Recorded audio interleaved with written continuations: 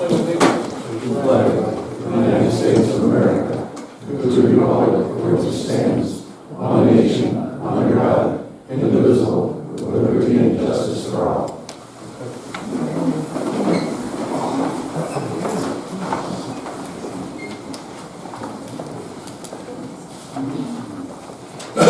Have the approval of the financial report. Motion to do that. So moved. Second.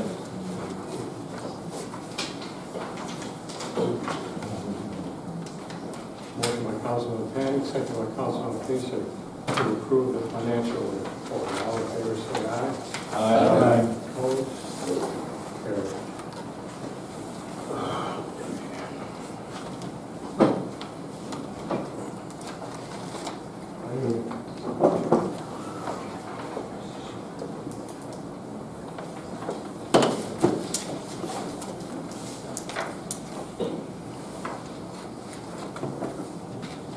Approval of the July 8th, 2024 meeting minutes.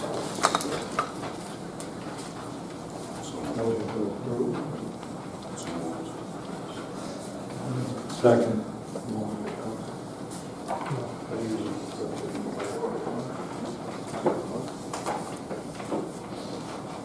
Motion by Councilman Deesha, second by Councilman Panic to approve the July 8th, 2024 meeting minutes. All in favor, say aye. Aye. Opposed?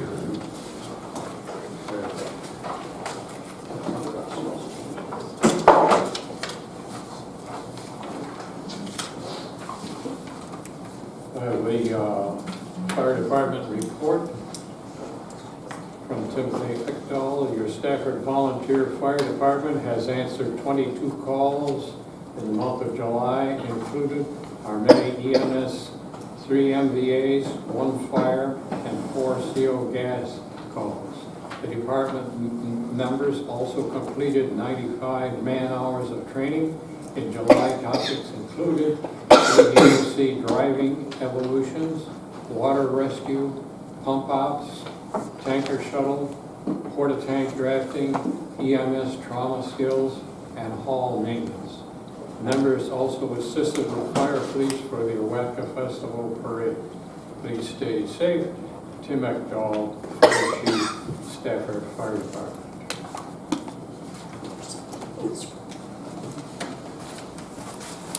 Any questions? Motion to approve. So moved. Second. Chairman, can I do?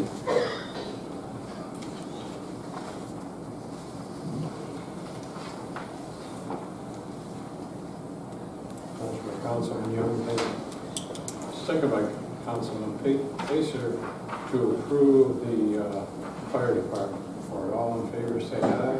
Aye. Opposed? Carried.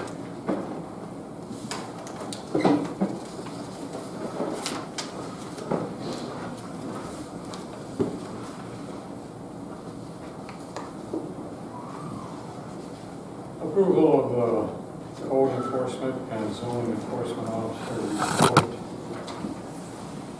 I have the code and zoning report here of August 8163 Pearl Road Extension House, 8642 Pearl Road Variance, 8511 Route 237 Central AC, 9341 Fargo Road Footers, 8882 Fargo Road Shed Roof, 5567 Horseshoe Lake Addition, Bath, 5571 Horseshoe Lake Pool, 6281 Randall Road Variance, 6497 Main Road Pool, 5939 Griswold Road Addition, 6316 Britt Road Generator, 6125 Main Road Demo Permit for Barn, and 6125 Main Road Roof. 2 zoning variances in progress, 2 land separations in progress. Complaint of cars unlicensed on Byron Road, court hearing for Pontillo building on August 15th at 10 a.m. in County Court, Batavia.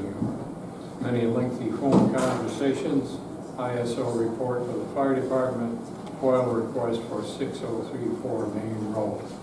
And this is the code and zoning officer report. Any questions? If not, motion to approve.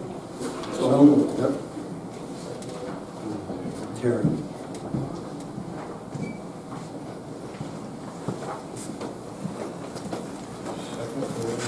Second. Second.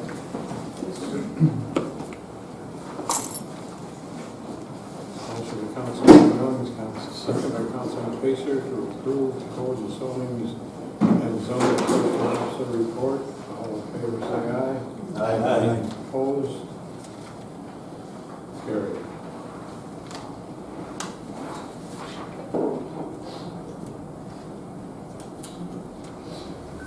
Report from the assessor, dated August 12th. I'm busy working on various projects. My files have all been moved into the new filing cabinets, and labels are being made to arrange the files by address rather than tax identification. I will be out of the office starting Thursday, September 5th, and will return on Tuesday, September 10th. Any questions or motion to approve that report? So moved. Second.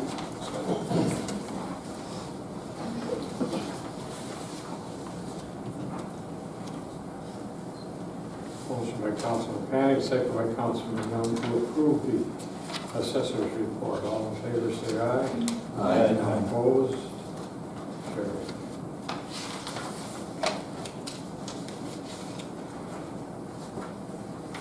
Call application.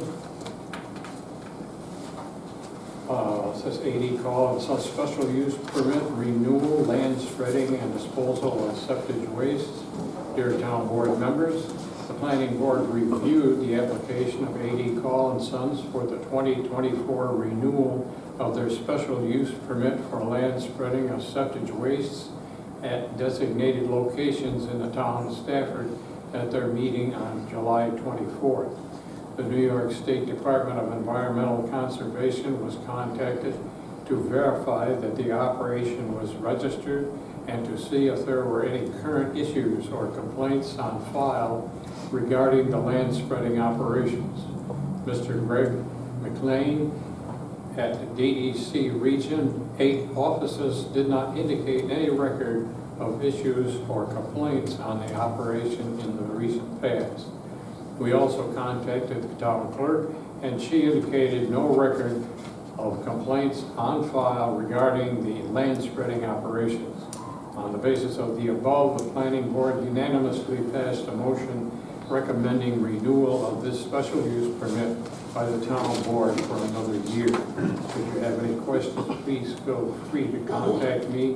Very truly yours, Winnie Mark, Chairman, Stafford Planning Board. Move to renew. Second.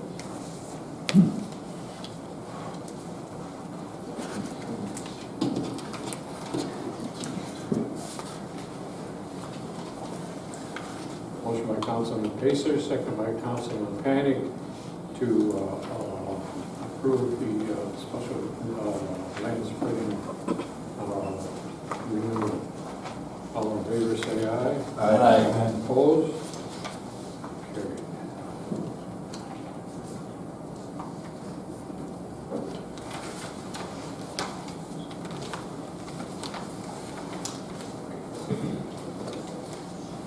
Resolution 50, accepting Water District 12 information. Whereas the town board of the town of Stafford has received information regarding Water District 12, and whereas the town board of the town of Stafford has reviewed the information regarding Water District 12, and therefore be it resolved that the town board of the town of Stafford has received and reviewed the information regarding Water District number 12. Motion to do this. So moved. Second.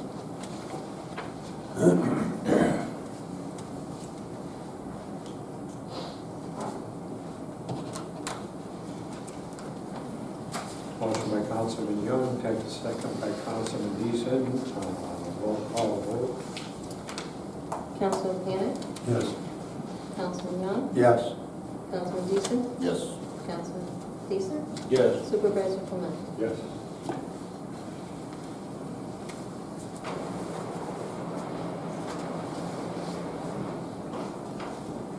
Approved, 5-0.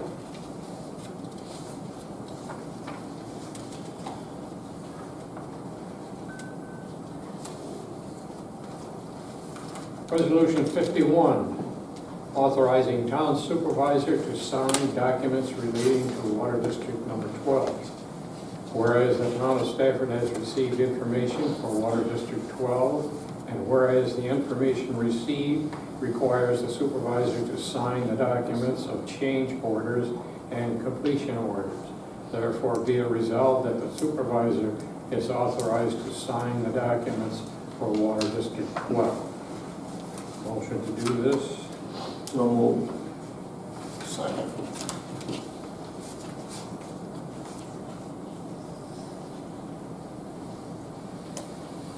Motion by Councilman Pacer, second by Councilman Deason.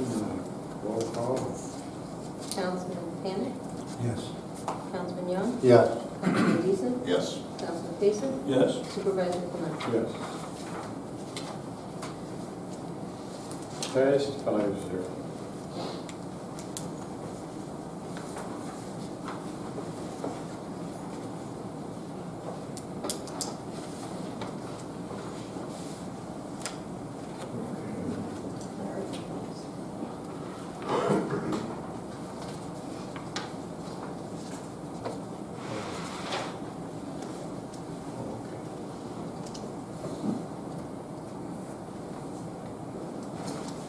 This next is the ARPA Funds allocation.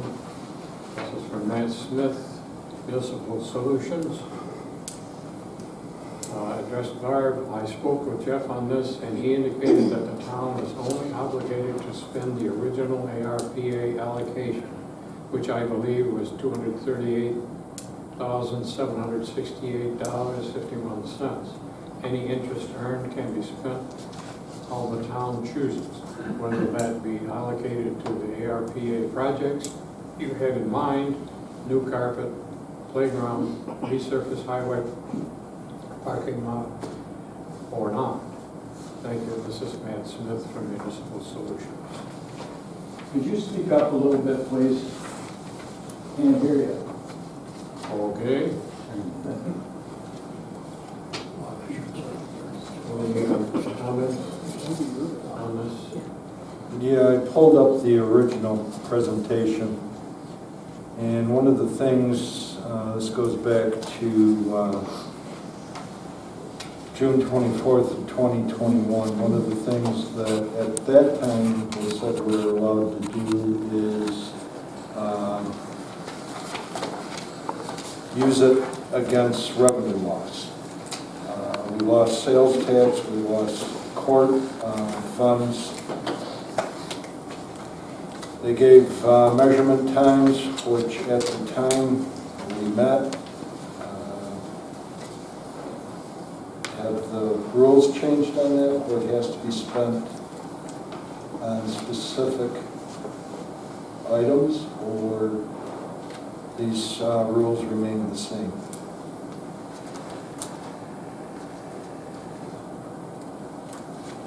Which would basically mean you would use the money to reduce your budget.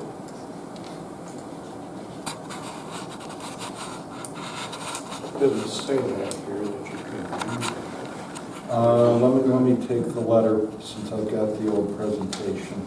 No, I've got the letter. And I'll ask them the same thing. It may be like, oh God, what was it, 10 years ago, the Obama administration, they passed a infrastructure bill, and one of our water districts has already long money committed. I think it was starting to be paid out, and that was to be listed as a new infrastructure project for the purposes of the bill. So it may be very well that type of change came along where they decided that they want to have things to show. But there was a time with this when you could use it was for simply to replace the revenue you lost.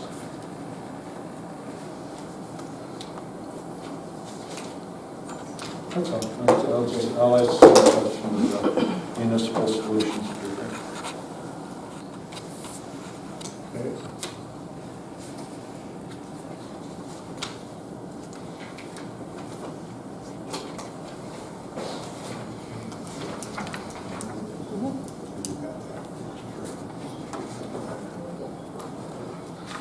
Yeah, it should be in that was said in that package. So, No, I've had this for a while. I have a question. So if you don't use it to reduce the budget, what do you? I'm sorry, could you please stand and let Yeah. me know who you are? Yeah. Thank If you you. don't use it to reduce the budget, what are you gonna use it for? Well, there's a lot of projects in this town we can use that money for that the town could benefit from. Park improvements, parking lots starting to break up. Some of this carpet's not good. There's a lot of things in this town that everybody uses. That's what we can use that money for. My preference personally is the original purpose where we took a beating on sales tax and court fees and you use it to reduce that shortfall. But it appears from our consultant's letter that they've changed that. So don't forget, my presentation's now 3 years old. Right. So, But how would that affect the taxpayers, like, if you reduce the budget? Is that gonna trickle down to us at all, or? It would. yeah.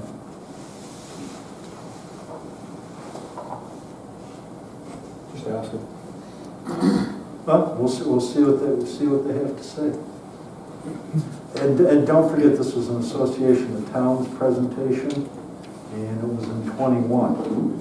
Now, COVID was probably already starting to settle down then, and it was current information at the time.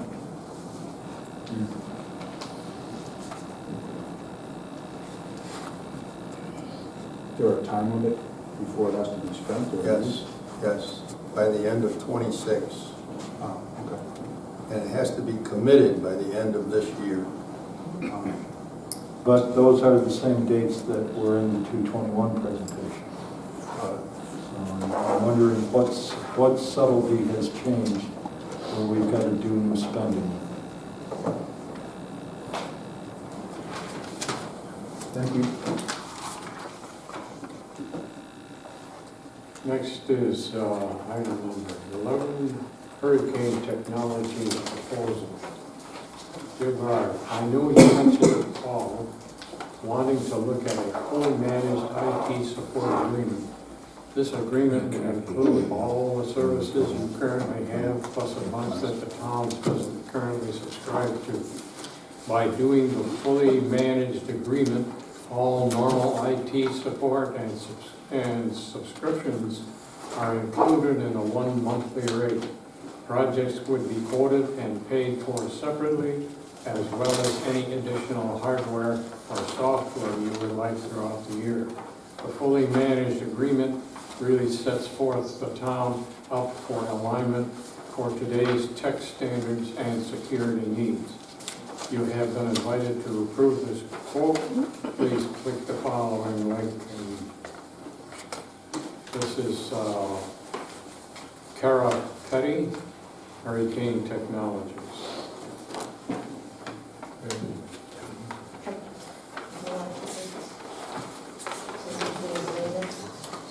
It covers our monitoring, our updating, any alignment, any like office visits that they do. Right now, we pay an hourly fee. It would be covered in that. We have wireless, whatever they call it, sonic wall things. I don't know all the terminology. But it does cover all of that, the monitoring of it, the web design, everything. And the total will be $2,015.18. So far, this is only through June, we have already spent $3,368.43. So I see as a significant cost savings to do this. That $3,000 covers IT services, further assessments, whatever Dell Octopus, I'm sorry, oh, that's equipment, again, I took that out. Web monitoring, IT services, all these sonic wall securities, everything. So I see already we would have saved $1,000, and it's only half of the year. Just something I think that might be worth it. Is that enough for one thing, there's out of that? No, this is something new. Okay. We're paying as we go. This would be a blanket. Is it the same company that's we're paying as we go right now? Yes. So that's familiar? Yeah, yes. Same company. It's in, So why are they changing? the board has to decide if you want to go with this. I think so. And we had discussed earlier that this year is not a year full of special, what would you call it, special project spikes. That it's primarily our year-to-year items. And that includes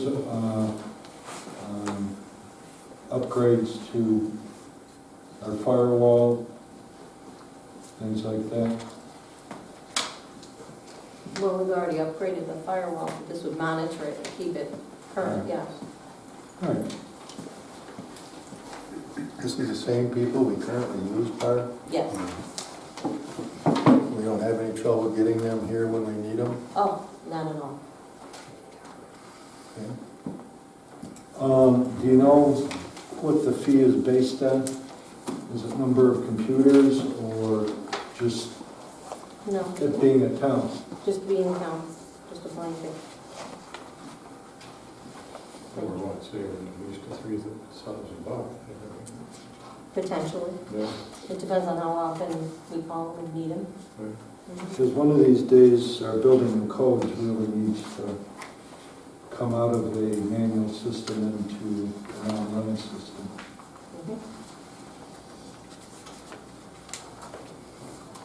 I'm just trying to figure out why they would like to cheat themselves out of a couple of thousand extra dollars a year.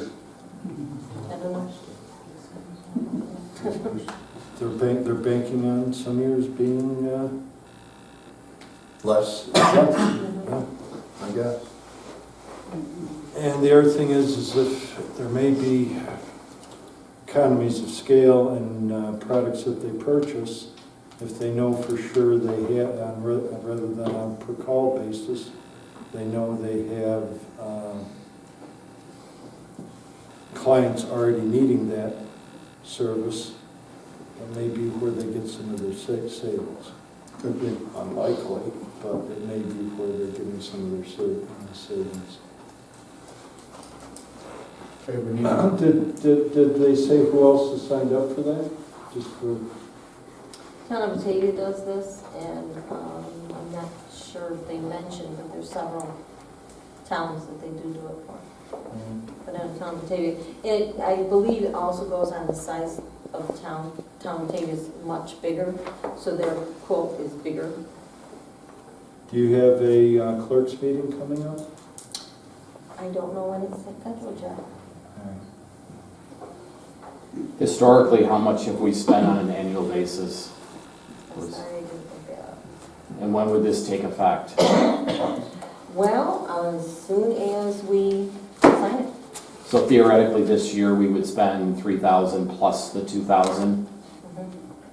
So is that still a savings for the year compared to previous years? Possibly, if you look at only 6 months at 3,000. Potentially, it could be another 3,000. Wouldn't the start date be when we sign it, and the renewal date be a year from when we Yes. sign it? Yes. So potentially, it could be a $6,000 where we save this year $1,000. And would you get another quote, like, since we're considering an annual contract type of thing, which is common in businesses too, would you entertain a quote from other IT companies just to compare, instead of just going with, I mean, we've worked with them, so that's Please stand comfortable. up and state your name. Oh. We know who, we know who's. Gina Lathan. So yeah, I'm just asking if it would be, you know, if you would consider getting quotes from other IT places just to compare, you know, I yeah, just didn't entertain it only because I'm very happy with this company. right. That's the only reason I But- haven't, but, You know, fiscally responsible and just checking. That was just my question. Is there a deadline on this? 30 days.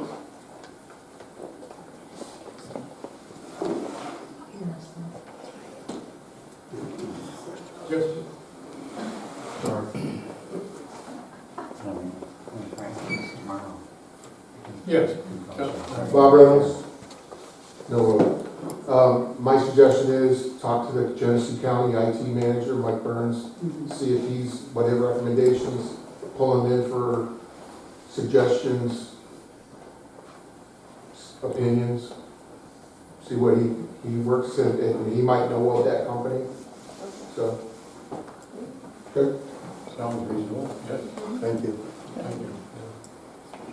Any other comments? Yeah, did you mention, Please stand. Kari Saab, did you mention that they are responsible for the website too? Mhm. So, is there a way to, factor in like a more user-friendly website on that? Oh, I don't know. We have their website be totally rebuilt, or they just Maintain it. maintain? I don't know, maybe I'm the only one that struggles with the layout of the website. Sounds like we have a lot of questions about this, maybe we should table it until we find out more information. I suggest that. We spent the because if that's the case, then we want to wait till the end of the year. Aye. Do we have to pay all the fund, or do we pay monthly? As we go. Right. So far after 6 months, we paid for it on the door, right? Now, if we sign this at the beginning of the year, it would make sense. And who knows what we're gonna spend.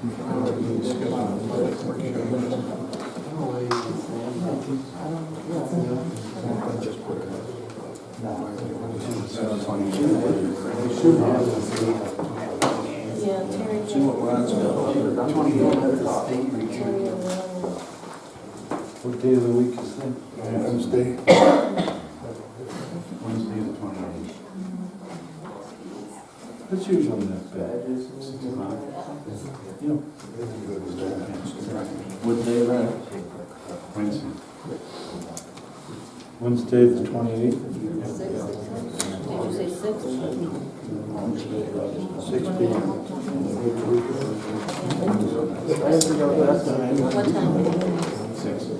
Very 2002. 6.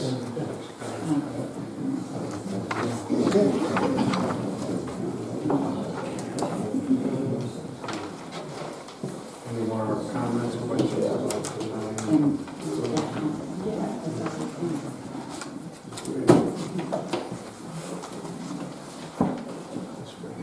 Donna Voorhees, questions about water district number 15. Aren't we doing this scheduled budget workshop first? I think we just did that, but you didn't do it. Oh, I missed that. You didn't announce the number 12. You were talking amongst yourselves. You didn't announce. Wednesday, August 28th at 6 o'clock. That's your budget workshop, is that correct? Yes. Thank you, sir. And as far as the hurricane technology, has that been It's tabled? been tabled. Thank you very much. Okay, Now it's my turn. yes.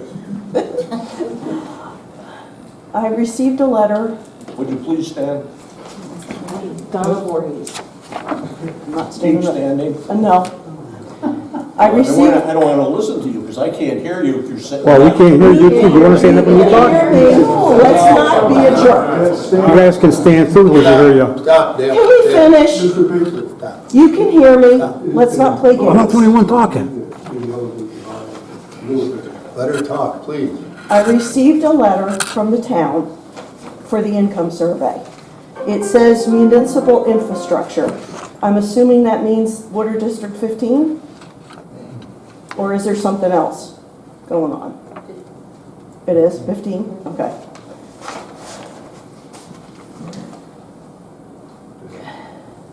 G&G, according to their website, says that we are going to, there's a new method which samples random households.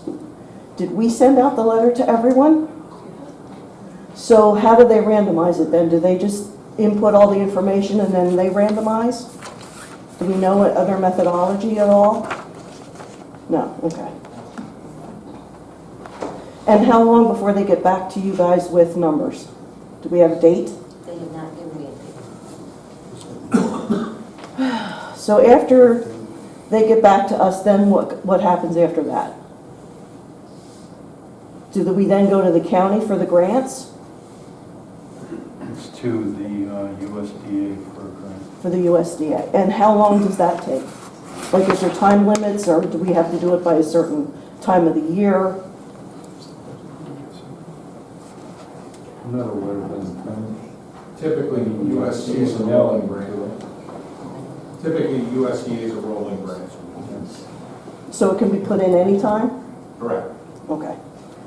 And then how long after we get the approval or disapproval of the grants do they start work? You got lots of time. Well, I know we have lots of time, but we all don't want to wait another 8 years. What has to happen is the district needs to be formed. So there will be a petition once they figure out what the viability of the petition, they'll get the numbers to know what it's going to cost. So you're a year to 2 years away From even the petition? from being in construction. All right. And I know that they say engineering is, what do you call it? You don't have to get bids. But are we going to get bids on engineering or the contractor? I guess, as far as I'm concerned, we'd stick with the current engineer that we've had for years. So we don't have anything in our procurement policy that says after X amount of dollars we should get bids?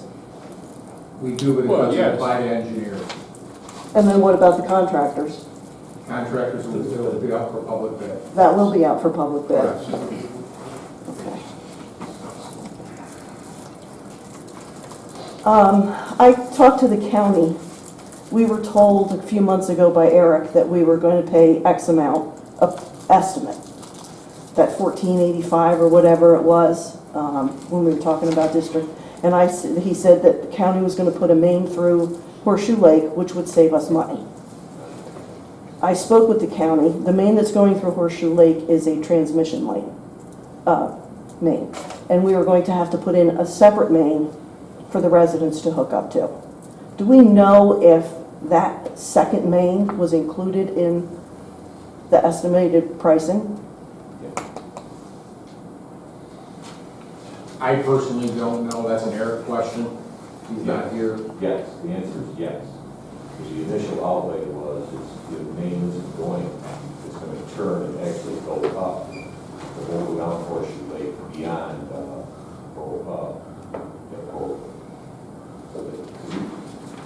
it's about a 3-year project before the county finishes that.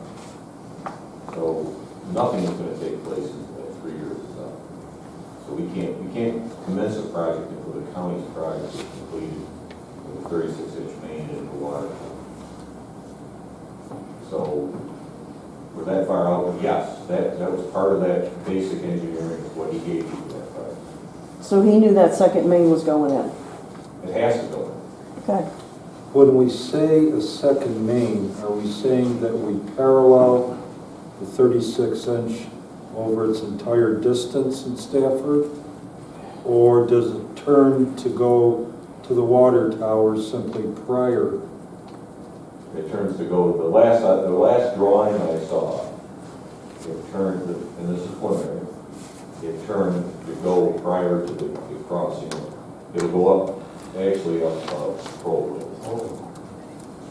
So that means we have to extend a main from that Yeah, but I think that to was get, his to get the engineering rest report. of, Right, when he gave you the preliminary for the engineering, that was for the whole town, that included it. but along the route of that main, hookups can be made. Yeah. That's what. Just like just how we But it's still originally part of got. the district though. Yeah, Yeah. that's how we originally got into water business, is when they ran the mains to the cave. Okay. I guess that's it. Okay. Oh, can I call Eric and ask him questions? I don't know why not. Okay, just ask him. Standard operating procedure. She wants to go. Hey, you're up. Me? You, Oh, thanks. you are David Vicary. Last, I knew I was. Excuse me. I'm not gonna stand, Bob, because of difficulties. I understand, Dave, you may sit. Thank you. I think you can hear me. Yep. For those that don't know me, I've got over 60 years in the Stafford Fire Department. I have concerns on the way equipment's being purchased. I understand there was an agreement on the cost of this new truck that's being purchased. And my understanding is the cost is ballooned over what you tentatively approved. Is there truth in that? I don't. Terry, let's start again. Terry, you were supposed to have a meeting with, I did. He did. what was the results of that? The results are, Bob Mattice is here, he's the president now, and he has the numbers. You have the numbers, Bob? I've got the numbers, they're up here, so So that's all we would need is, Yeah, there Bob was a Mattice. $1.2 million, $1.2 million was allocated for the purchase of a truck. We're consolidating. Rather than have 3 big trucks in the fleet, which is very expensive to maintain, we're merging the tanker with a pumper. So this is going to be a larger vehicle, but we're going to a 2 large truck fleet, 20-year replacement. So every 10 years we'll get 1 new large truck rather than replacing 3 big trucks and trying to maintain the small fleet as well. But it was a $1.2 million outlay, and we put $1 million down on it. And by doing that, we got a substantial discount on the truck. It's not that, we didn't buy solid gold-plated pumps. It's pretty basic by today's standards. It looks big, it's big and yellow, but it's pretty basic. But it's a pumper merged with a tanker, and it's not that we went over budget. That's just what it costs when you try to, we could have bought a $900,000 pumper and then a $600,000 tanker, but financially speaking, we saved $200,000, $300,000 by merging the 2. So that's where we're at with that. We didn't spend more, that's just what it costs. Why do we need a pumper? Well, That's what gets the water on the fire. Dave Vicary has the I'm sorry, tanker. Why do we need a tanker? Because there's not, some of you don't have water at your houses, we gotta bring it with us. When's the truck coming? Oh, we're 2 years out. We just ordered it. And God forbid we shouldn't get the motor into the chassis with a VIN number by a certain date. We'll get the new motor, and that will raise the price up. We've got no control over it. We're just praying to God that we get our motor in time. It could go up another $100,000 if we don't get the engine in the truck in time. So that was part of the urgency of, we need to get this thing ordered, was to get that VIN number on that block to save us some money. But we put $1 million down. When it comes in, we're gonna owe a little bit on it, but by then we'll have plenty to pay it off, and we'll have 0 debt. Did Dave, did that answer your question? Well, not completely. All right, so do you have more of your questions? Yes. Proceed. To begin with, I question whether you need a truck of this size. I'm told that the county fire coordinator said that you didn't need a truck this big. You don't need a truck with 3,000 gallon tank. I think you'll have a better department, you'll have better response if you got some trucks with smaller tanks. You're gonna have water in this district, in the whole town within 3 years. And the fire coordinator has said that if they were gonna respond to a fire, they could get mutual aid help as far as more water. I think if you went to a smaller equipment, you'd have people that could handle them. I'm told that it's limited now on the availability of the drivers because they're out making a living.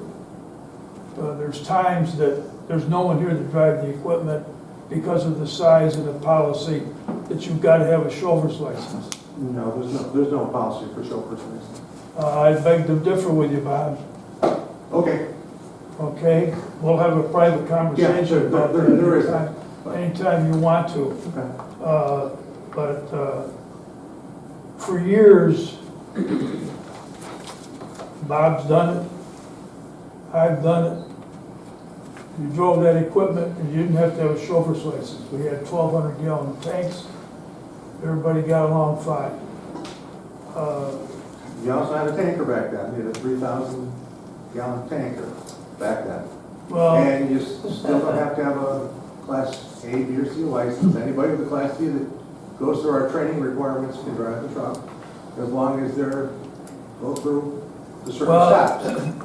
I got to say, Bob, that I disagree with you on some of your points here, but that's not for us to discuss here. That's just that I'm giving you opinion. People in town are concerned. They stop me, even though I'm not here in town anymore. People stop me when they see me and want to know what's going on, why this stuff is so expensive. I realize that fire equipment gets kind of an extra price because of the name fire equipment. That's part of the game. One thing that's coming around, it's been in the works for some time, is OSHA is going to set standards for firefighting, more or less maintenance, and these are things that are going to have to be met. It was just announced on television tonight that there's going to be a comment period where people can go and, whether you like it or dislike it, tell the government. OSHA's doing this. I've done this in the past when they did the state building code. You go to Buffalo and they'll have a big meeting, and if you want to speak about it, you sign up to speak. So it's something that you're going to have to pay attention to, because it's going to make a difference on how some of these things are done in the future. So it's just a fact of life. The reason this is happening with OSHA is there's a study that's been done, and they feel that this is where some of the cancer is coming from for firefighters because of the contamination of their gear. So they're going to have a system and a way to decontaminate all of this equipment. And it's going to take time to do some of these things. So there's feeling in the state that you can eliminate some fire departments because of these standards. So just more things for the fire service to be content with. How long were you fire chief? 7 years. 7 years. So, little qualification there. You're wondering, you know, what Dave's talking about, he knows what he's talking about. Yes? Since I'm still here. The last pumper we ordered 5 years ago was $800,000. We looked at bringing this one down in price. The only thing we could do was take 500 gallons of water off and shrink the cap 6 inches. We'd have saved $45,000 off of a $1.2 million truck. And the most expensive water you'll have is that 500 gallons you don't have. As somebody that's been in burning buildings, you don't want to run out of water. So I made the motion myself. I wasn't president yet. For saving that little, order the darn thing. Also, as far as decontamination, we have portable decontamination right at the scene with us, and we have full decontamination back at the hall. So we're ahead of the curve on that. We've got equipment right with us on the scene. If we have to decontaminate our department and other departments right on scene, all portable equipment, all OSHA approved, and then bring the gear back to the hall and either wash it ourselves or send it out for decontamination beyond what we can do on the scene. So we're ahead of the curve on that, Dave. Come on over some. They'd love to see you over there on a Monday night, just to visit. Now, one of the things we ask at budget time, every budget time, is when the plan was originally launched a few years ago, that we would be looking, and your timing matches up, 2 more years is 2026, that we would have the hard draw of 406 because we hadn't drawn enough money before, and that's what precipitated the budget going up, that after that there would be a drop-off. Now, even with the new truck, I had the task, I sat down and talked with Stephanie, and one of the side questions I asked is, even if they get the new truck, will they be able to keep that promise? And she thought that that would be the case. Do you guys, now that you've taken over, do you still feel that's the case? I was president 1 week. Give me some time to get my feet wet. Yeah. Doing pretty good considering it's been a week. So, again, we're already going to have to start putting money away for the next truck in 10 years because they have a 20-year shelf life. And the one that's in service is 3 years old. So, we got to start. And the next one's not going to be 1.2. Even if it's the smallest one you can buy, it's going to be up there. Is it an accurate figure that out of your budget you're putting $200,000 a year against this truck? In order, that means... I believe that's the number, but I haven't seen the books, I haven't got onto the account yet. We still have an accounting issue going on, so I can't actually get into the books yet. But. And actually it's fairly accurate because there was a time when you guys were running about $300,000 and you were putting about $75,000 towards the truck fund, and that proved to be inadequate with the amount of equipment. I mean, the amount of price increases on the equipment. So again, this budget year, we're going to ask the same question. From the time we listened to the original presentation, the fleet reduction, you guys have held to that number. We haven't asked for an increase. And we're going to ask again, are you going to be able to take that to 226 and then see a fall off from there? Because the next truck can't possibly be as expensive as this one. It's electric truck. It won't have to be a pumper and a tanker merged together. It'll just be a pumper with a tank, probably 1,500 gallon tank, something of that range. So, by the time we order it, I can't tell you what it's going to cost. All right. Again, if this truck doesn't get the motor in the chassis in time, this one's going to get more expensive. So, I don't want to guess what the next one is. Now, I know we've reduced our costs, like our rescue trucks. We always use SUVs, Suburbans. Those are super expensive. Pickups are cheaper, so we've converted the small truck fleet to pickups. They're cheaper and they have a better resale value. So we're doing what we can to downsize. We're trying to do as much as we can with as little, but it costs $10,000 to equip one firefighter to go into a fire. From head to toe, air pack and all. It's $10,000 for one guy.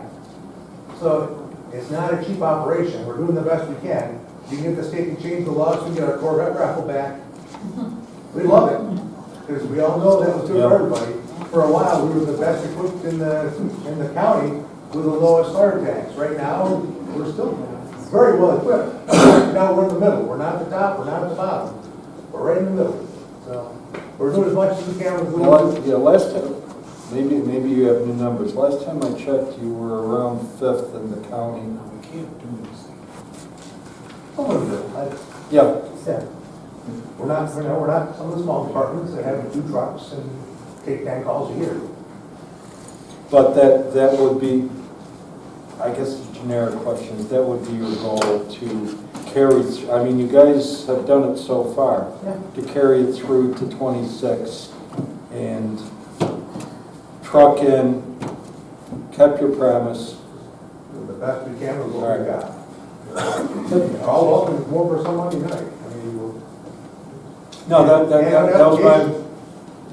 was my only question, and I already got an opinion from one. I just wanted to see if you had the same we're opinion. trying. David, do you have any other questions before we move on? No, Comments? I got a question. Bruce Schofield, just got a simple question. If I heard you right, you laid out $1 million? Simple math, 5%, 50 grand a year. Who's getting the benefit of that $50,000 interest? I would hope you guys negotiated I had no part of some that. offset. You know, somebody's getting the benefit of using $1 We got million. a discount on the truck for paying that much up front, but I wasn't involved in any of that. Again, Just a business question. I'm a business question, Yeah, I understand, but I know we got a discount, couldn't tell you what it is, haven't seen the books yet. Again, banking issues. Yeah, I was told the same thing at the meeting, that they got a pretty good discount for paying up. Okay. And on top of that, they don't have to do a finance charge. You know, buy the thing for 1.2 million, what would the finance charge be? Paying a lot of money. You don't have that. Do we know how many fires a year that we are actually involved in? yeah, Just fires. they should know. Yeah, we Yeah, have. we get the report, they should be able to give that to us. There's a yearly report that has to be filed with the state every year. They've only had 6 fires in the last 3 months.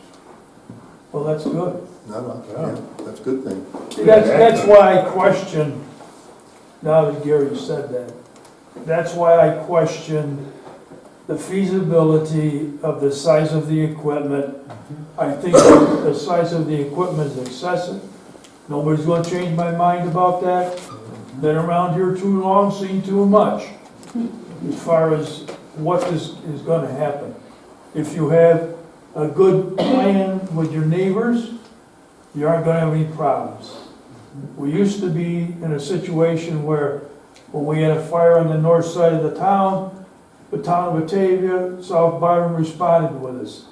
My understanding is now, when there's a fire here, the Roy is automatically sent out. Plans like this can cut down on the size of the equipment you think you have to have. It's as simple as that. It's everybody has to work together, or else you're gonna have problems. Can I say something? Thank you, Dave. Yeah, quickly. The money, you set that up for what, 4 years, was it? The additional couple $100,000, whatever. So every year you gave them an extra 200,000 on top of it. How did that work? I'll have to look back, I think it was well above, those in and around 300,000. Well, the total budget for them is 426,000. 400,000. So they were over, a little over 200,000, you give them a little more money to bring it up to that. All right, my question was, at the end of the year when that money goes, did that money go directly to a payment on that truck? Or did it go into an interest account waiting year after year after year? Because if it did, you people are losing money because you gave them a lot more than what you said you give them, because they're making interest on that money. And interest on $600,000 is a lot of money. Where we should be drawing the interest, either cut down the amount you give them or collect the interest, which that's too complicated, but just cut down the amount you give them so that the interest comes to the taxpayers, not to the private fire company. And don't get me wrong, he joined in 1960, I joined in 1961, Bob probably joined in the 50s, so we've been around that fire department a long time. And we need fire trucks and we need protection, and one little thing and then I'm gonna shut up. I love seeing that ambulance set behind that fire hall. I don't know why the fire department doesn't give them a stall to put the thing in and let them stay there. It's the best thing, they've cried for years, they wanted an ambulance, the Stafford Fire Department needed an ambulance, they got one right there, free. All you gotta do is give them a stall. Let them use the kitchen, let them sleep there if they wanna, whatever they want. I love seeing it sit there. Plenty of room over there. Huh? I'd say there's plenty of room over there. Oh, yeah, they got all, now if they're gonna cut back a truck, they gotta have more room, so. Supposedly, when the ambulance issue came up, and this was hearsay, there was one or two individuals that didn't want to have them in the fire hall. It was a big mistake. And at the time, the old Stafford building over there, garage, that's what they wanted to use, the ambulance. And no, they were gonna convert it into a smokehouse. Well, the county's got a smokehouse, and the Mercy supposedly was gonna pay them to rent that building to put the ambulance in. The town and the fire department lost a lot of money during that venture. Yeah. So, just so you know, I mean, nowadays, with the way things are, you as a board have got to keep a close eye on what's going on. Because you can't have personalities, you can't have ill feelings over their doing things. You've got to do what's good for the municipality and not what's good for an individual. Yeah, it's gone from $100,000 little fire department to a $500,000 fire department that takes some education or some coaching to handle that kind of a business. It's a business, it's a private business. So there either should be an oversight, people from the town whose taxpayers' money, $400,000 a year is going into there. Maybe there should be an oversight committee that attends their meetings, at least listens, and maybe can say something, but so that you know what's going on. Well, at least an individual from the board should be designated to attend the meeting. Now, I asked that question, and there are parts of meetings that are open to the public, and your business meeting is members only. Correct. So it would have to be board members that are members. Do we have an update on, since you've been to the fire department and all those accusations? Did you find anything out? Yeah, we went there and talked with, I don't know, what there's 7 or 8 individuals there. There's no hard feelings over there really towards what happened.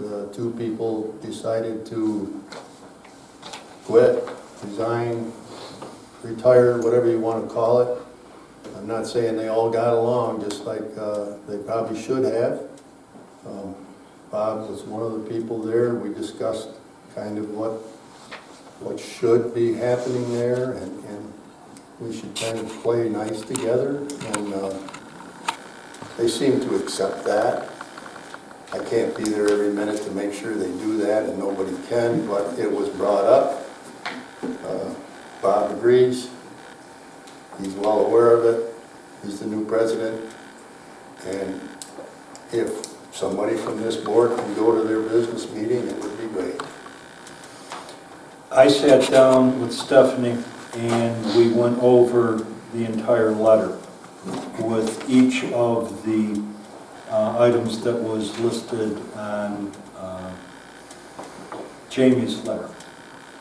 And I would say you skirt this TIF skirted about as close to a hostile workplace.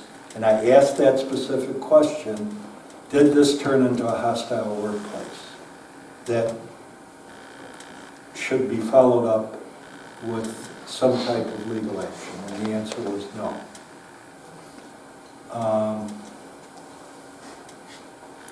That's the best way I can sum up the entire conversation. Is it was precariously close. So I wouldn't let it get out of hand like this again. Well, it won't get out of hand with me in charge over there. That's why they appointed me. I didn't want this. I don't need this extra hassle. I've got plenty of work. But My job was to drive them out of this mess, and that's my plan, to interpret and enforce the bylaws. And that's what I'm going to do, whether they like it or not. I warned them, I said, you're careful what you ask for, because you're gonna get it. So, Is there any validity to the fire chief lives out of town? no, Does he live in town? yeah. The fire chief lives up on Buckley. We've got all of our chiefs living Because within. the complaint in the letter says the officer's living outside of town.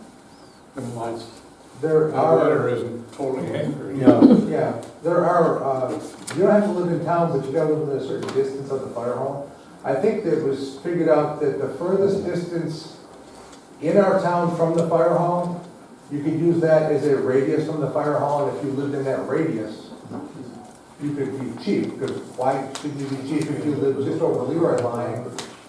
You live over in the corner by 5 corners at Alpha, you're in Stafford, you can be chief from there, but you can't be just outside. So I think there's a radius, I'm not clear on that, I'm not a chief, don't want to be. But, no, all of our line officers, to my knowledge, I was going down the list of who they are, they all live in town. The original bylaw said they had to live, work, or own property in town of Stafford, to be a Stafford fire All department. right. That's changed a lot. During my interview, they gave a specific name, but it was not a chief's name. Carrie Smith, is he one of your officers? No, I don't even know who that is. All right. No, I can only go by Yeah, what no, I've got written down. I can't. I don't know the roster, but Yeah, that's, I don't know who that is, so. that's what it was. On a lot of this, you had, as you dig down deep, as deep as I could into it, is that you basically had 2 contingents with 2 different opinions. And it simply got, like I said, it simply got hotter than it should. It's a good word for it, or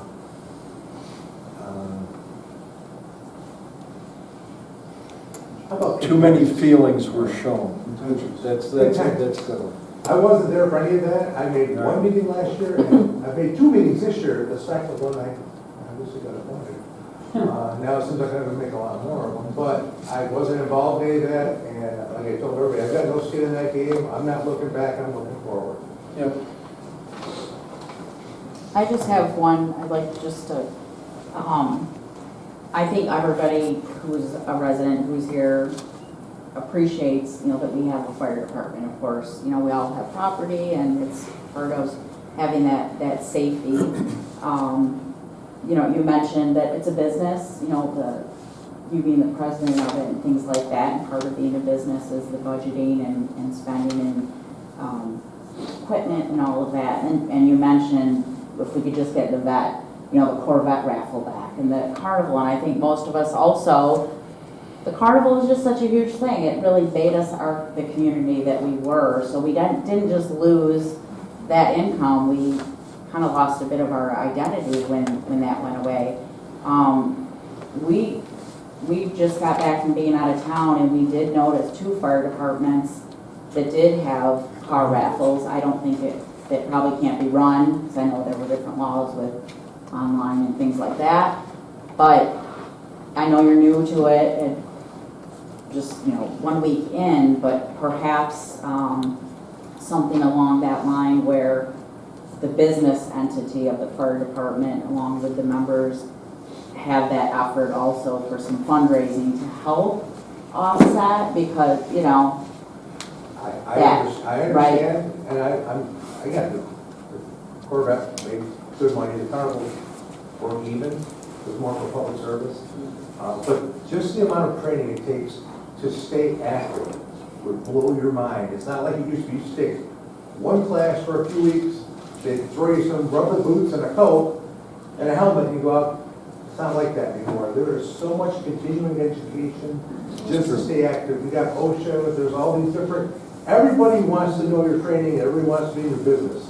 So every Monday night, we're down there. Well, maybe it's not the guys, or girls, Yeah. maybe you know, again, and it's just something to maybe plant that seed and think about and have that, right? I would just go back to the Help. what we used to be, that. In some way. Can't find a way to do it. Yeah. We've run chicken barbecues, we've lost money.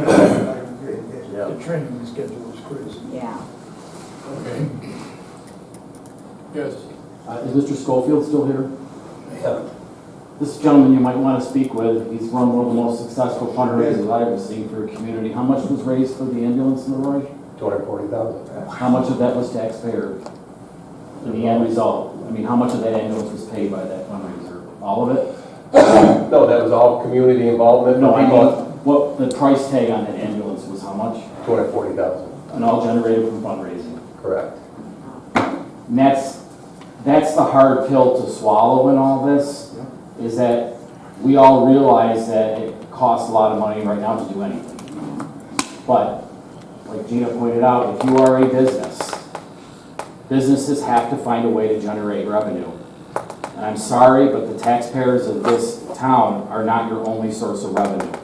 There has to be avenues to raise money through fundraiser. A community member here, along with his partner, took it upon themselves with other community members and found a way to raise $240,000 for a community.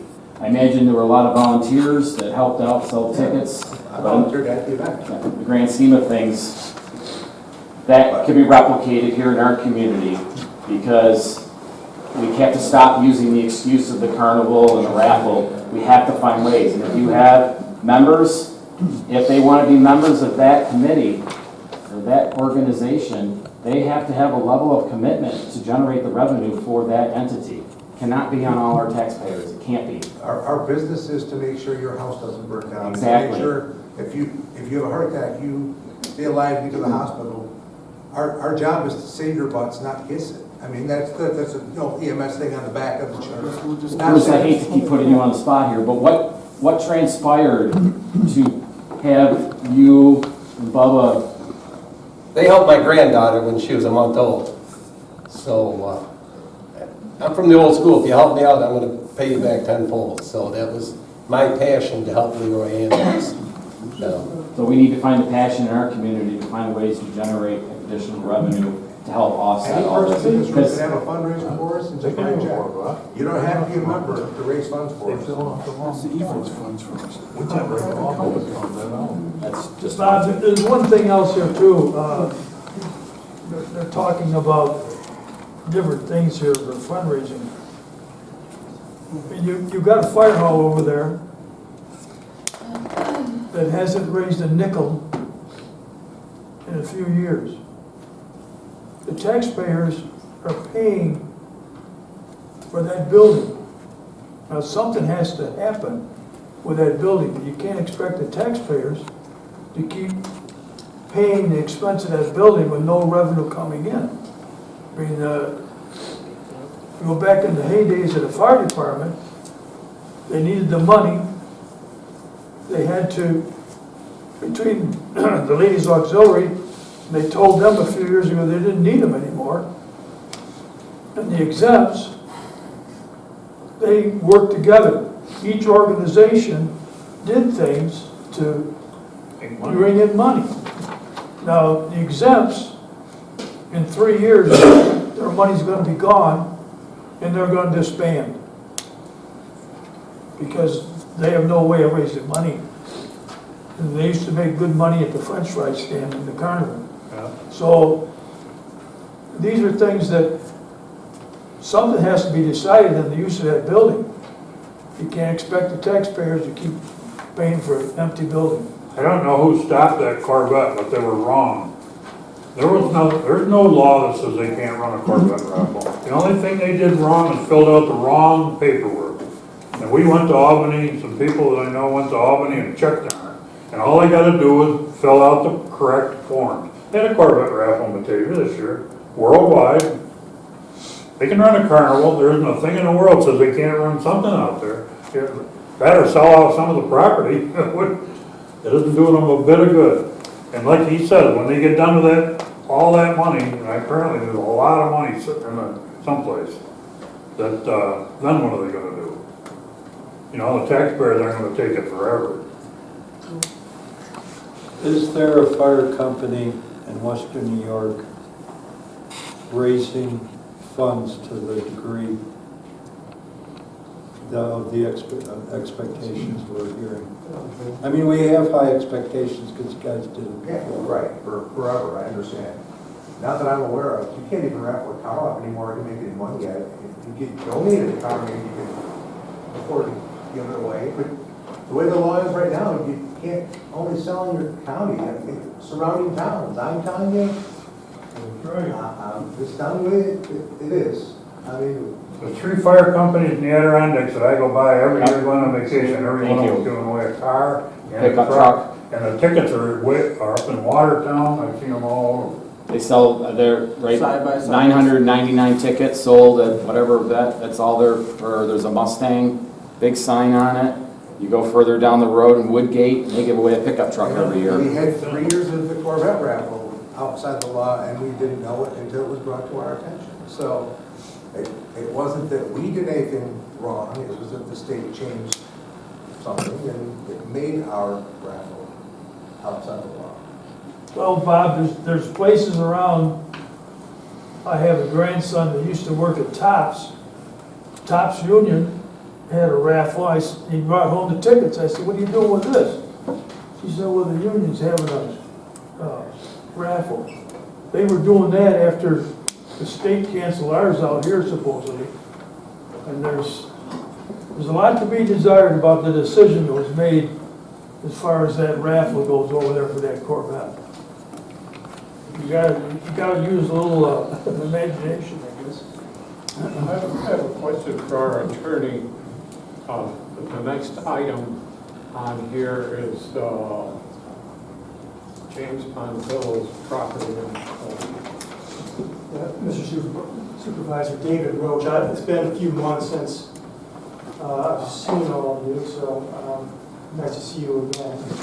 If you want to have a detailed conversation about the pending litigation, that would be a subject matter for an executive session. My understanding was Mr. Pontillo was going to be here tonight as well. He's here.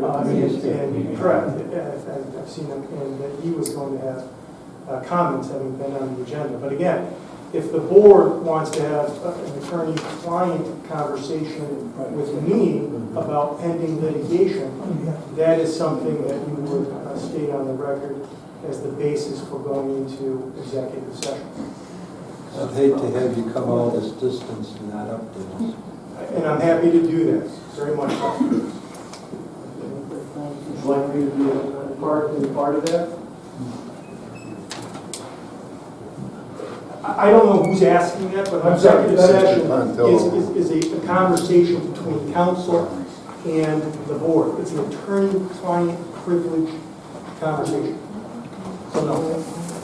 If you want to talk to me directly, which I've been waiting for, I'd be happy to talk to you. Pick up the phone, call me. We can have a conversation out here. We got court on Thursday. We can talk then, if you show up. But again, you and I can talk, right? We do not need to participate in a privileged conversation.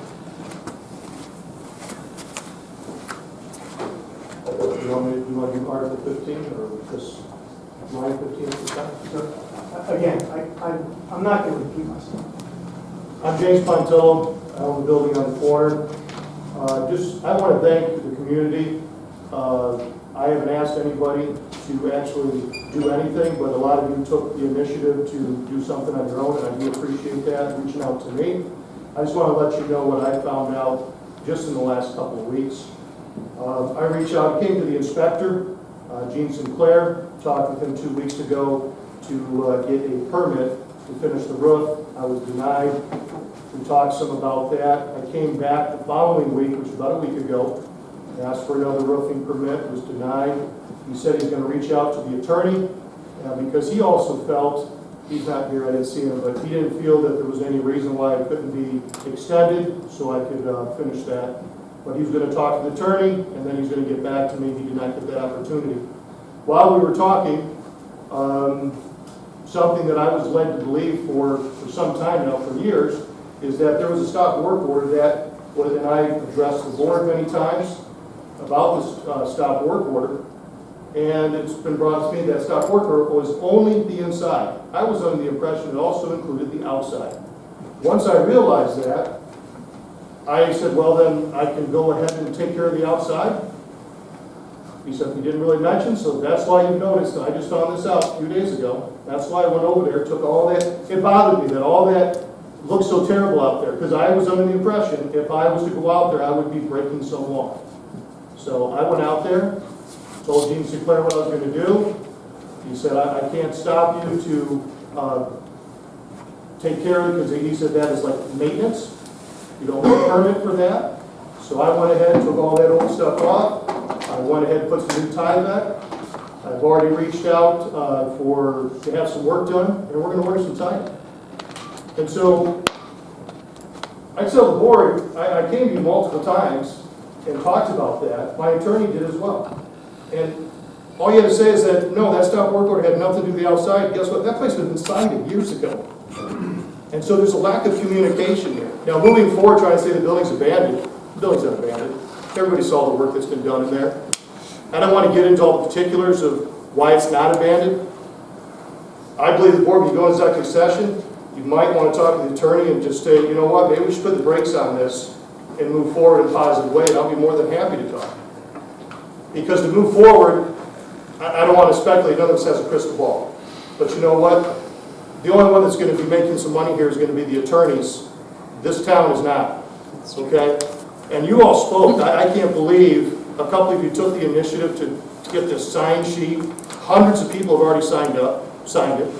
Other people have made some positive comments, and really not too many negatives. Some were kind of humorous. But, you know, I just had someone stop over and started working on the island. I said, what are you doing?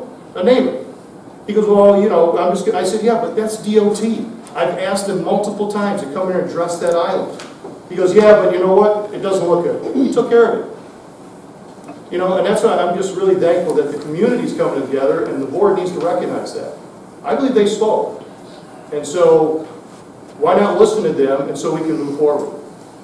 Okay, so that's the only reason why I didn't touch that outside, because I was under the impression that if I did, I was going to be in trouble. You saw the work that I did on the inside of that building. I stopped. I haven't done any construction inside that building other than just keep it clean. And I'm not going to speak on what we're going to be talking about in court, that why that building is not abandoned. I don't know I'd like to know who came up with that. I know it wasn't Gene Sinclair. Who came up with the idea that it was abandoned? Mr. Pontillo, do you have an attorney?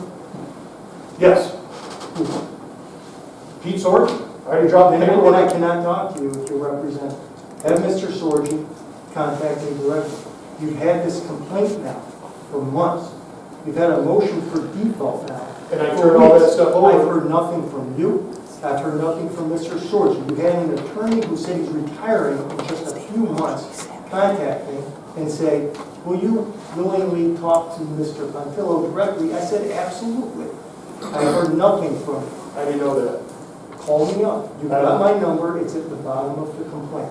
We'll clear up all these misunderstandings. Well, I didn't know if I was, to be honest with you. We will come up with a plan to get this done. But once it's in litigation, you, if you're unrepresented, or your attorney needs to talk to me. I understand you don't do this, but that's the way we do it. Okay, so again, I knew I could talk to you directly because if you're represented, I'm not going to talk to you. It's unethical for me to do that. If you are not represented by an attorney, I am very willing to talk to you directly. I don't have your phone number, and I don't know whether or not prior to this moment you're represented. So I can't do anything on that. If you're not represented, call my office. Phone number is right at the bottom. It's the first time I've seen you come to a meeting, so. I understand.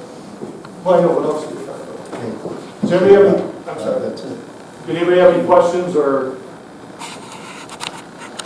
for me, or, I don't know, yes? What was the basis of not getting the roofing permit? They didn't get back to me, so I mean, Mr. Sinclair was not, he just said he just wanted to clarify some things and he'd get back to me. So that's all he mentioned. So. do you sign the petition? What's that? How do you sign the petition? You're that's not me doing that. I have 3 separate people that, that are doing this petition, and all I know is I've been told there's hundreds. We even had someone from Ohio heard that the building was being taken down, came from Ohio down here, and I happened to be on the property. He's taking pictures of the 4 corners because he grew up here as a kid, and we talked and everything, and then he took some pictures, and then he left. He went back to Ohio. Is there a problem with it? Where we stopped, it is starting to finally leak there. So I talked to Mr. Sinclair about that. He said, I'm not going to stop you to preserve or protect or make sure that no more damage is occurring, and that if he saw us up there doing that, that would be the reason why. So I did talk to him about that. So it's not like we're not tearing off anything and redoing more roofing. We would just be addressing where it's leaking in 2 little spots. Does the board have any questions for me? Thank you. Do you have any last questions, sir? Thank you. Can I ask a question? Yeah. Who is it? Ray Patnella. Is the court still on? Is it right now? Is the court date still? Yes, 10 a.m., Genesee Supreme Court, in front of Judge Devlin this Thursday.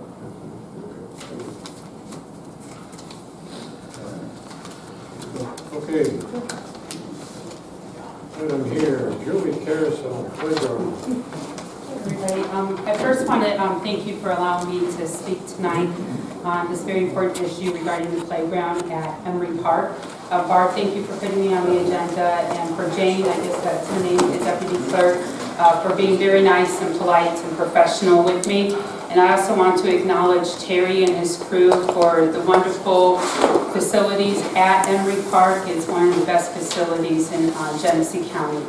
I'm here tonight to talk about replacing the playground equipment with a friendlier, inclusive, and ADA compliant playground for all children with different abilities to be able to play. I brought a picture today. This is my granddaughter, Alexandria. She is 3 years old right now. She was born with 4 congenital heart defects, which led to a stroke when she was 1 month old.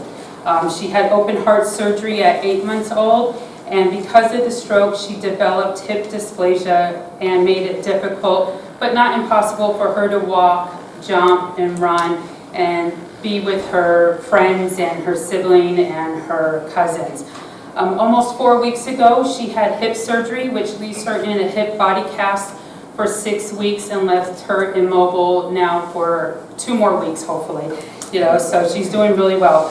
Because of her different abilities, and an inclusive playground is of great interest to me, because I want to see my grandbaby be able to enjoy playing with her sibling, her cousins, and her friends.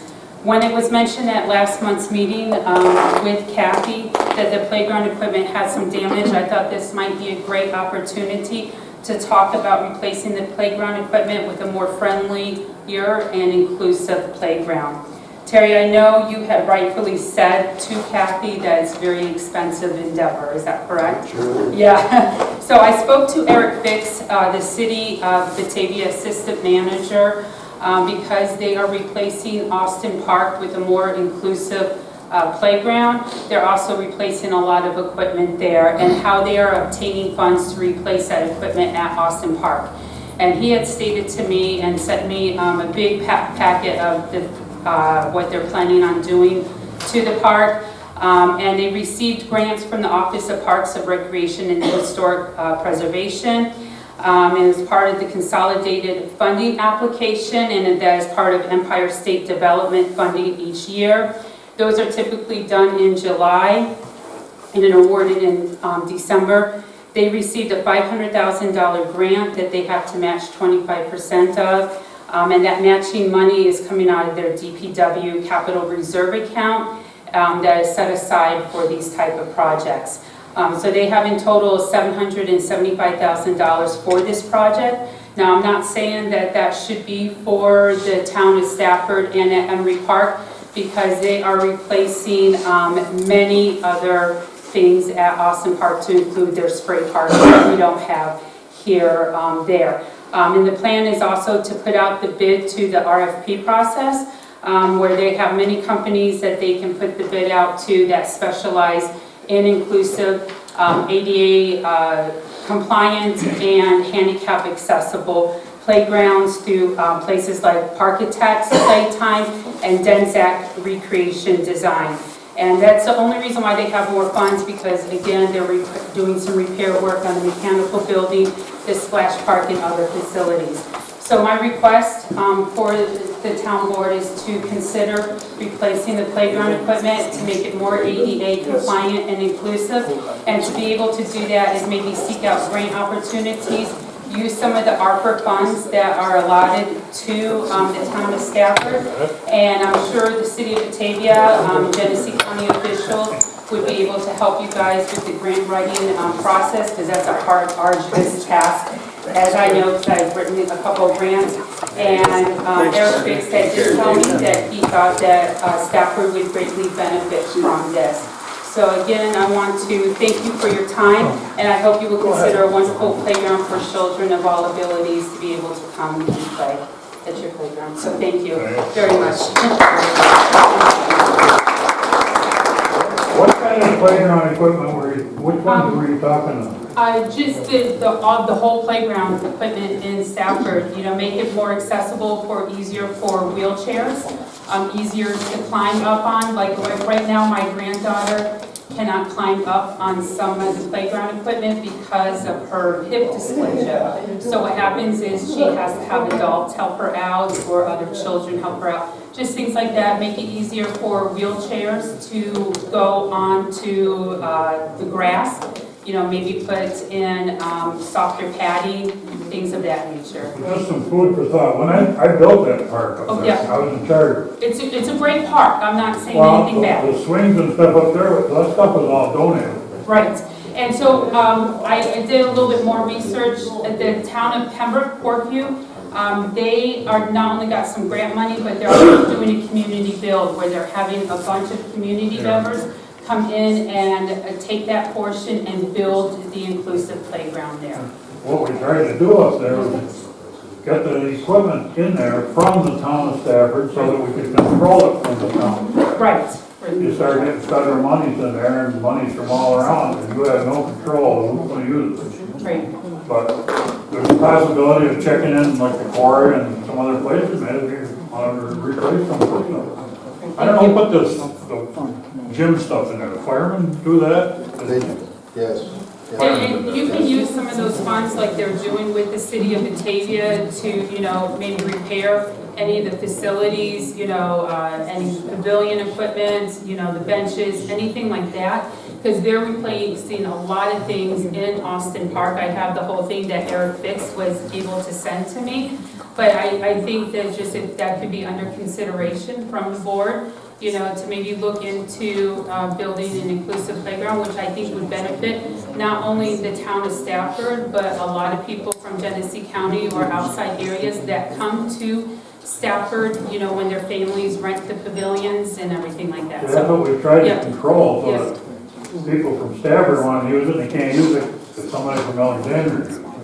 Not just, but apparently they're not having that problem. Could you forward that information to us? Absolutely. Would you like me to forward to Barb? Is that Barb okay? can distribute it to us. I would be curious, City of Batavia, they may have an advantage of demographics that allows them to get much higher funding than And the that I type of understood. demographics we have here. Yep. So I'm definitely not saying that you guys need $775,000 to rebuild a playground. Nothing close to that, but just, something a little bit different, so. I'll say something, Dave, about the quarry. I know last year when they were doing the flag, he was interested in donation money towards that, so possibly they might want to do something with that. Good. I'll say something. So again, thank you very much. Thank you. Thank you for that. Cathy? You're up. Town audits. So the state audit came out, and last month you had the town auditor here. and he went through the audit with different things. And then the state audit came out. How did that auditor, the town's auditor that we have, how did they not find, because the town's audited every year, right? Yes. How did they not find some of that? The state auditor is working off of a different standard than what's required of the town auditors. So they're auditing to generally accepted accounting principles. The state auditors are supposed to follow the GAO federal standards as the basis of their audit, and then they take into account the state laws governing us. Because I was a little concerned, because I'm in Water District 12, that some of that money that we could have had, we didn't get. It wasn't put through, as I understand it. Still trying to read through that and understand it. So how did that get missed? Because that was like close to $3,000, wasn't it?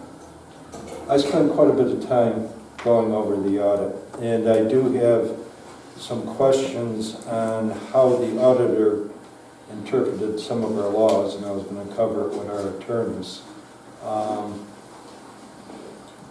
One of the things that, without getting into detail of which law is applicable where, I can if you want. We hire our engineering firm and Municipal Solutions to basically take the place of having that type of personnel here. The audit itself spent very little time with those people. I think they had, at best, and I wasn't able to make the meeting, didn't they have a telephone meeting? In my talk with Jeff Smith, in my talk with Jeff Smith, he did not speak with him. All right. Who's Jeff Smith? Jeff Smith runs Municipal Solutions. Oh, gotcha. And it's my understanding that the $3,600 of grant money is still on the table. Jeff looked at that, I think he sent us a letter on that today, saying in his opinion, those monies were still available to us, we just needed to apply for them. So that could possibly bring down Water District 12's, I mean, how many were there of us? 75, 102? I kept getting different numbers. So it could possibly. What piqued my interest was where he was critical of the town bridging the Water District 11 with town funds.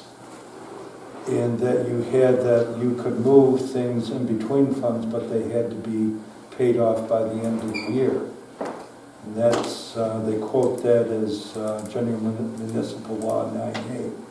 So then I was wondering, all right, we're going into town-wide. If we take his interpretation, are we going to be able to do the feasibility? Now, when I really looked at it, the feasibility studies are covered in section 191, and it lays it out that they're a expense of the town, which we can seek reimbursement. Where I think he's perhaps not interpreting the law correctly is when I read the law, what it's saying is you cannot borrow from Water District 12 to Water District 15 would be a good example, because it's in the section of law that has to do with the issuance of bonds.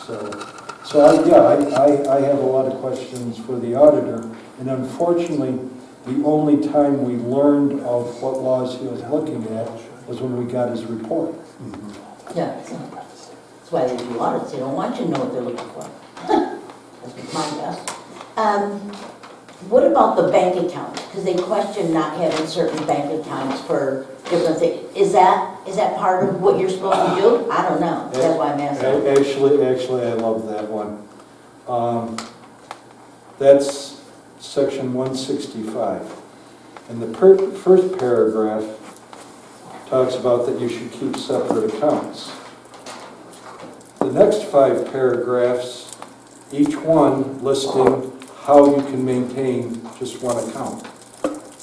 So, this goes all the way back to when we had our first water district, where we have a single capital fund and basically a single capital bank account.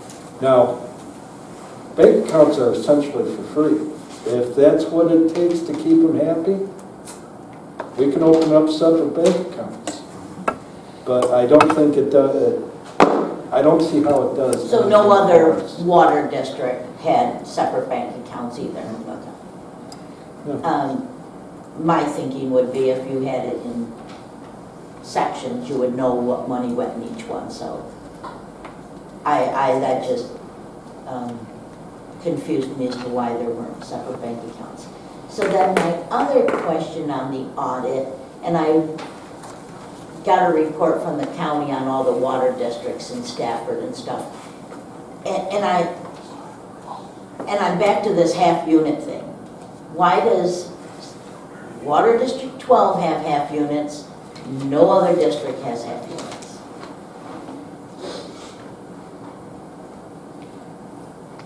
And it went back and forth. It was you guys, it was the assessor. Well, whoa, found out the assessor had nothing to do with it. She just put it on the property.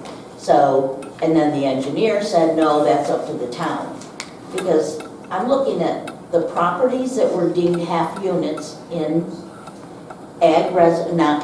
residential. If you have a building lot, you should have a half a unit. Water District 12 does. A lot of those properties don't have half units in water districts 1 through 10. Most of them do. Huh? I say most of them. No, none of them do. Water 12 is District 12 is the only one that has half units. I have 2 building lots on Twin Road. I'm pretty sure I'm going to get hit with half units. But what about water districts 1 through 11 and 13? Well, not 13, because there's only 3 houses. I assume, that, again, this is something you have to confirm with Eric, is the way he did that was to make the project viable. That if you had a viable building lot, that he gave it a half unit. If it's not a viable building lot, then you didn't get assessed for it. I believe that 12, the only way that you could financially make it work was assessing those half units for viable building lots. But you mean our amount that we would pay? Because ours is fairly low. I mean, we're only at $505. Some water districts are paying $785. That's, again, Eric? it's an Eric question. Absolutely is. He's the one that decided. So it is the engineering firm that determines that? Because Again, I thought Eric told us he part of does. if you read the initial map plan, it'll tell you how many half numbers there were, how many full numbers there were. Okay? So again, he drafted the map plan before. Preceded me, but he was the writer of that document. Has Clark Patterson Lee been the engineer on all the water districts? Yeah. On 1 through 13, on all of them? Are you sure? And again, I'm late to the party, but wasn't MRB Group helping us with one? The MRV group did this building. Did the building only? Okay. I just had seen some MRB work. I just wondered if they'd done water as well. No, Okay. What's the difference between, so I don't know if you can answer this as the board, what's the difference between a water district and a water benefit? Well, there's only one, there's a water benefit that's connected to the town of Byron. I think it's on the Iverson Road, am I right? And there's 3 people. And that's designated as a water benefit district. We didn't do that. I don't know where it came from. Oh, okay. I saw that, it said water benefit. But that's the only one. Those three people. I mean, they're right up against the town line. And Byron, I don't know what district they're the water is like right at the property line. So we were able to move it, to put those three people. I think it's a question for Dave. From what I read, the benefit is the way that the costs are ascribed to you. Is that the difference between It those? has something to do with that, to be more precise, I can't be sitting here What- without the law in front of me. I think, what is it, the two that you have is ad varium and benefit. Ad varium is per property, and benefit, I think, It's how the property is benefited, correct.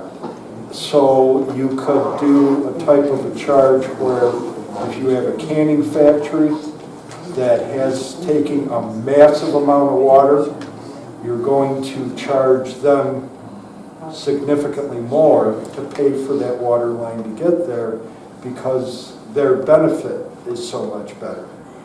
We do that with the farms now too.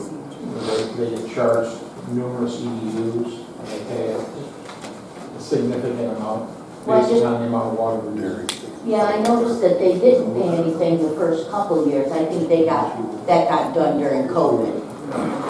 Water District 12 stalled, but 13 got pushed to $3. So they didn't pay anything for a couple of years. Now it says they're going to start paying $1,000. I thought that was a bit much, but I'm not on Iverson Road, so I don't know what it is. I just didn't, I noticed that it said water benefit and water district. Okay, then my last question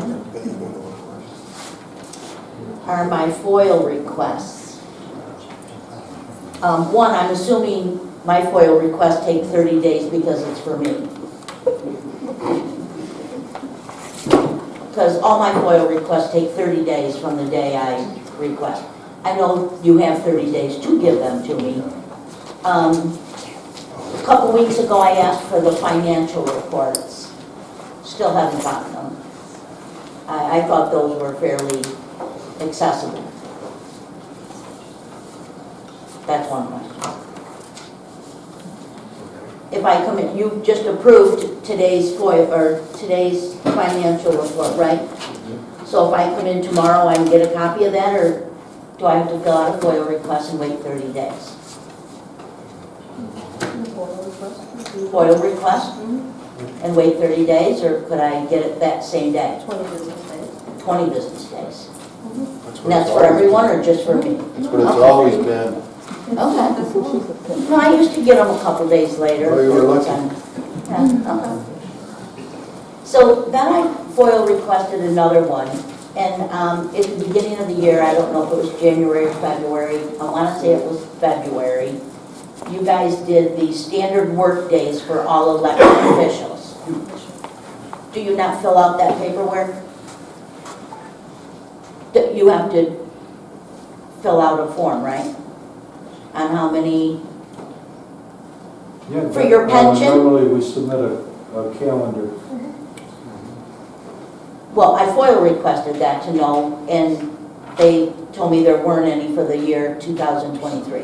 So you didn't fill any of those out last year? It's not a yearly thing, it's the year after you're elected. The year after you're elected? Yes. Yes, the first 3 months. First 3 months of the year after you're elected. For state retired. So nobody was elected in '22? Because when you had to fill it out in '23? Okay, so when do you fill them out, roughly? When would I be able to get those? Because they said there's nothing filed for '23 and nothing for this year. Oh, so there's nothing, yeah, therefore there's nothing. So there, you don't have to fill out. So how do they know, how many hours do you put in usually, on average, doing town business? Well, again, it depends on what's going on at the time. I know one of the periods landed when I was doing the solar.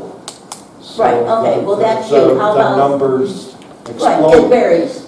Can we, how many, It depends actually on how many phone calls I might have to make, if I have to research something. Okay, basically between 15 and 20 hours is what happens. a month? And a month. No, a week. A week?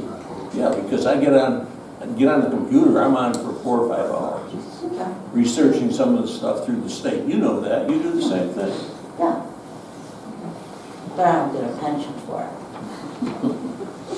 I don't get one yet. Yeah, well, He doesn't need it. you will when you retire, though. Okay. Guess that's it. I do have that petition, by the way. I was given a sheet of that, so if anyone does want to sign that petition on the building, I do have it. We'll go around the table here. Steve, you got it? I'm fine. Also,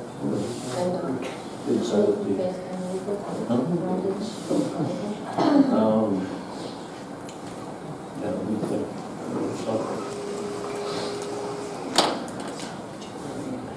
Getting old, I can't remember. Got anything more round table? No? No?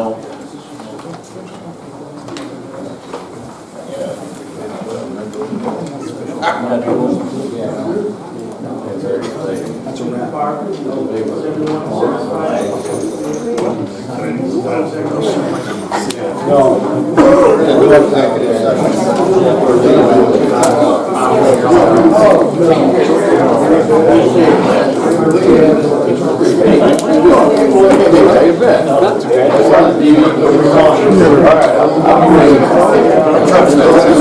We never closed the meeting down yet.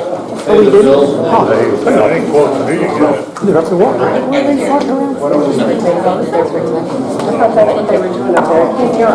know. They want us to stay. Make a motion. Go ahead and move into executive session.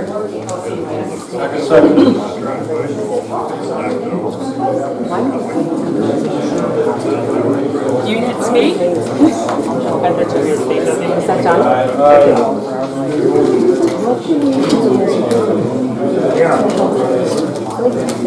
Obviously, you have to go out and get the information.